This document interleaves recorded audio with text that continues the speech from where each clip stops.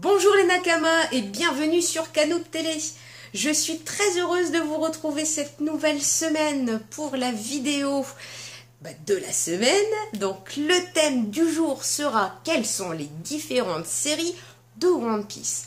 Car sur plusieurs forums, je lis souvent quelle est la différence entre une Bandai, une WFC, une Figart, une DX, une Pop. Et c'est ce que je vais tenter donc de vous montrer, de vous expliquer cette semaine. Comme ça, vous pourrez comparer vous-même les échelles, les qualités, les couleurs des figurines. Car au début, c'est pas évident de se retrouver dans toutes ces séries de One Piece.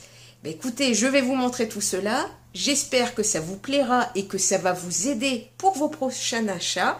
Je vous dis à tout de suite les Nakamas. Et on va regarder cela ensemble. Merci, à tout de suite. Donc nous sommes partis les Nakamas. Donc là ici avec la plus petite des figurines, je vous présente donc une Candy Toy de Bandai. Donc une Candy Toy fait environ 3-4 cm. Ici en 2003, elles étaient donc livrées avec des petites cartes et également toujours ce qu'on appelle Candy parce que vous avez un bonbon surprise dans la boîte.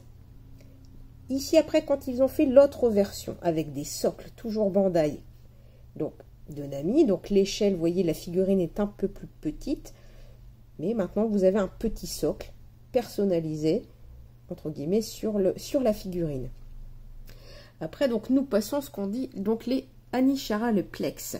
Donc là, c'est une simple Anishara, donc pareil, si on va comparer avec la Bandai, vous allez voir que c'est à peu près la même taille. Et quand on prend la série complète, donc là, c'est la boîte d'Anishara, Plex. Quand on prend les boîtes complètes, vous avez toujours la superbe figurine, donc là en deux parties, à assembler et donc à collecter. Ici, donc ça, nous passons ici en WFC.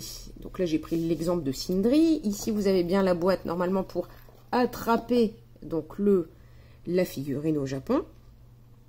Donc vous voyez, entre les Anishara et les WFC, c'est quand même un peu plus grand. Ici, on passe donc sur du styling de Bandai. Donc une styling, elle fait à peu près là par contre 10-15 cm.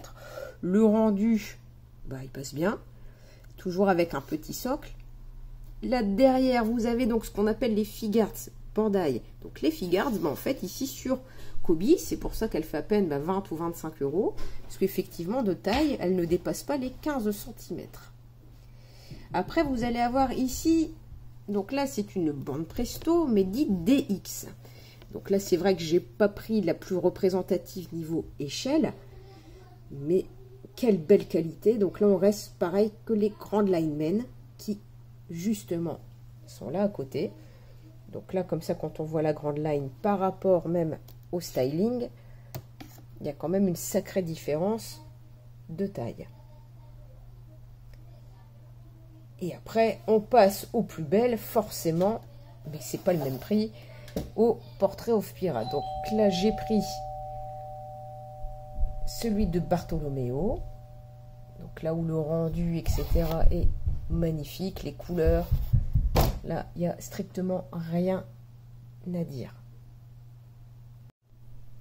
Donc oui, les pop sont toujours merveilleuses. Pour moi, c'est la série que je préfère. Mais c'est celle qui fait le plus mal au porte-monnaie.